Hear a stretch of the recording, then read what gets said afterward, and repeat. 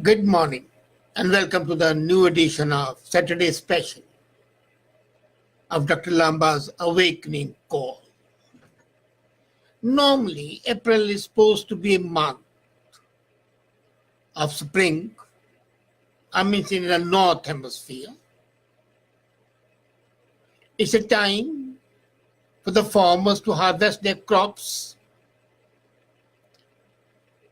It's a time for the change of the seasons from the wintry blues to spring, to the events like May Queen and others. And yet T.S. Eliot, in his famous poem, The Wasteland, called April the cruelest month. Well, whether cruel or not, this month, especially this year, is going to be quite an epoch-making month. This is a month which is likely to be politically, socially, and of course economically, either a sea change in the world politics, economy, and social structure. Either it will be a reassertion of the values that were revered some time back, or it would be a month when the so-called liberals wipe out what they call populism and I call return to the realities of life. This is a month which is going to change the political setups and maintain the present ones, because April can be called to be the month of elections. Are you aware that this month, more than 10 countries of the world and major countries of the world are undergoing the electoral experience? India officially starts its elections on April 11. But yesterday, the voting took place in snow-bound Himalayas, where members of the Indian Armed Forces, Indo-Tibetan Police Force, cast their ballots, thereby signifying either their affirmation in the present Modi government or a return to the old coalitions, alliances, and so on. But before that, April 9th is coming, 2 days before the Indian election. Israel has elections. President Benjamin Netanyahu has a polling momentum and received a last-minute boost from President Trump as well as from Russia's Vladimir Putin, whom he visited a couple of days back in Moscow. Amazingly, Netanyahu has 3 indictments of corruption hanging over him. Now, what does it signify? A, Netanyahu, Putin, and Trump are fierce nationalists who like to project themselves as irreplaceables. Of course, Trump cannot be irreplaceable because constitutionally he has to go after 2024. And all 3 have big stakes in the future of Syria, where Israel wants to operate freely against Russia's ally, Iran. And that it wants to do without in any way disturbing, provoking Moscow fury. So this is a very thin line Netanyahu has to tread. He is taking support from Russia and is opposing Russia's major ally, Iran, in Middle East. So as far as the Middle East is concerned, the election of Israel is a game changer.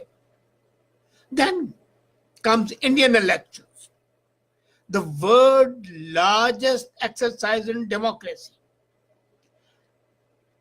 Takes place in India starting on April 11 and continuing till May 19. Again, Modi considers himself to be irreplaceable at present, and this period of 5 weeks, the voting would be extended over 1 million polling booths with 870 million votes taking part. Now, this is for the first time that such a large number of people are voting in one single election. And what's to watch in this election?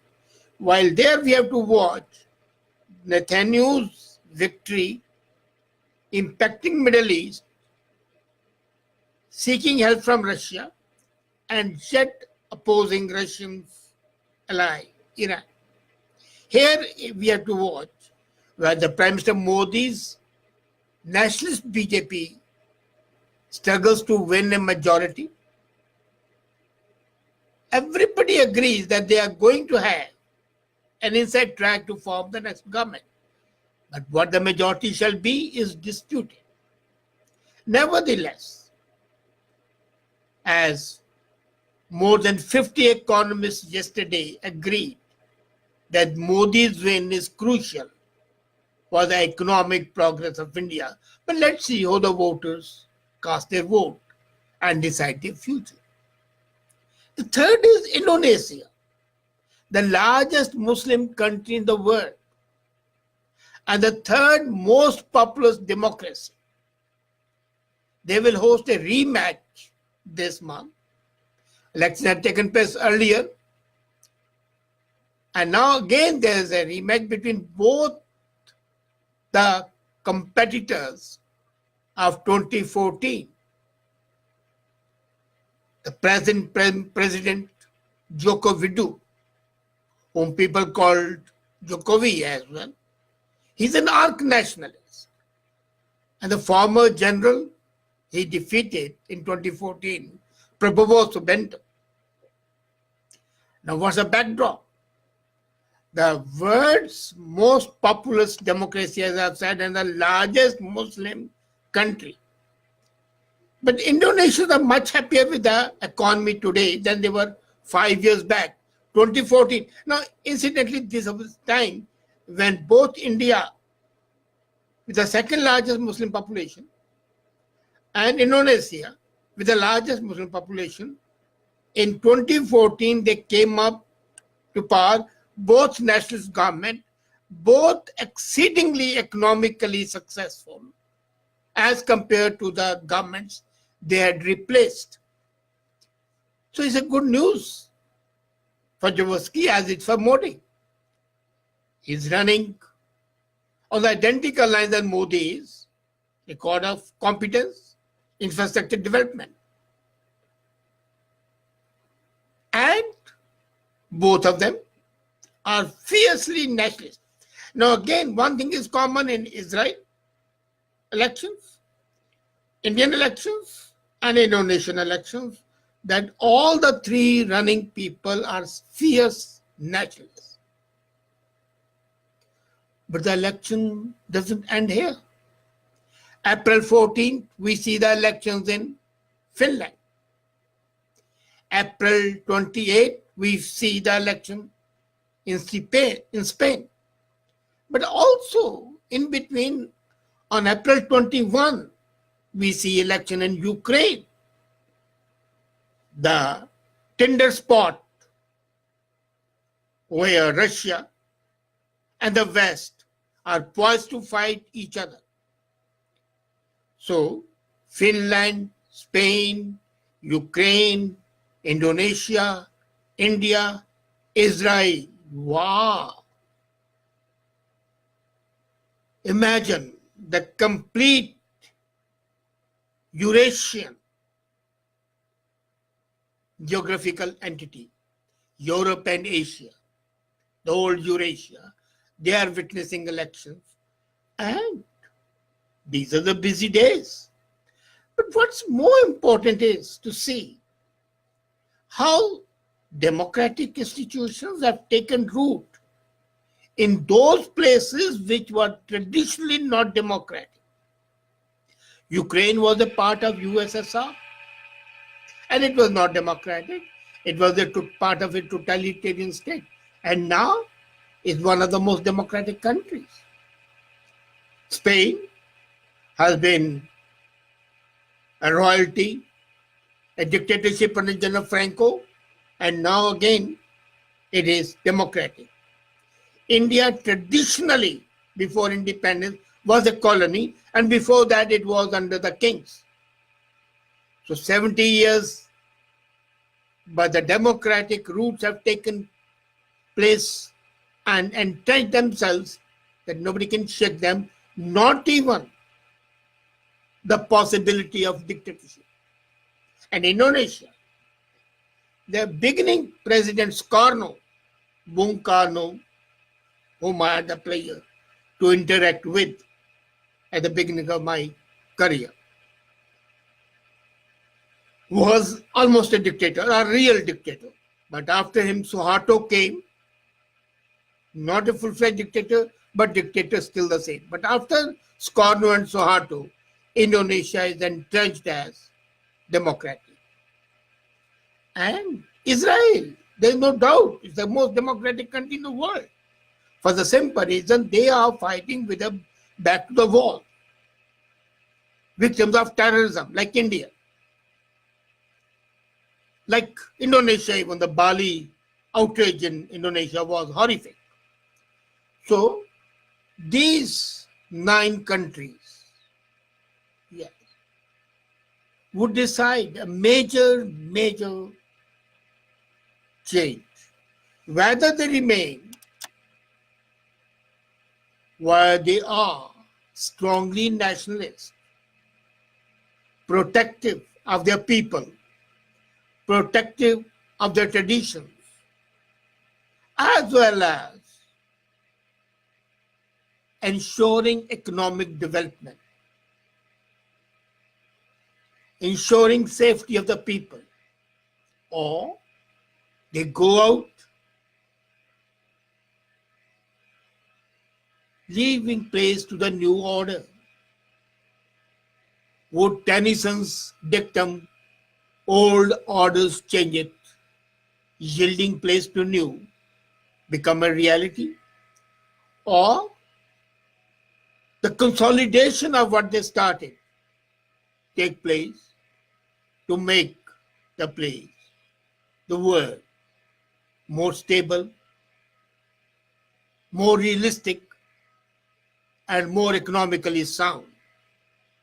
Whatever it may be, this month, called the cruelest month by T.S. Eliot, is a month of the unexpected.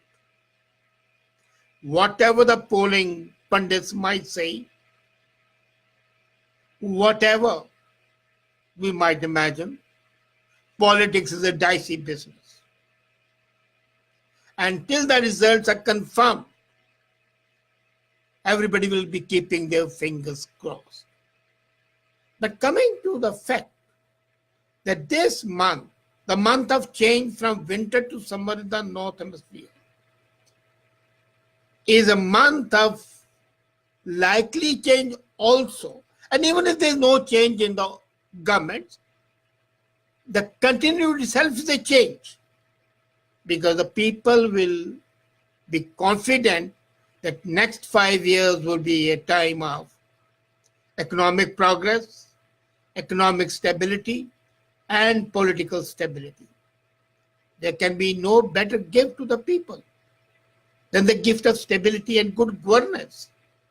As I wrote in my weekend special article yesterday, we need today agile government. And that agile government, I hope, would come out of these elections in these 8 countries, which will replace and rebuild the lost trust of the people in the governments and in the institutions. Let's wait and watch. Thank you.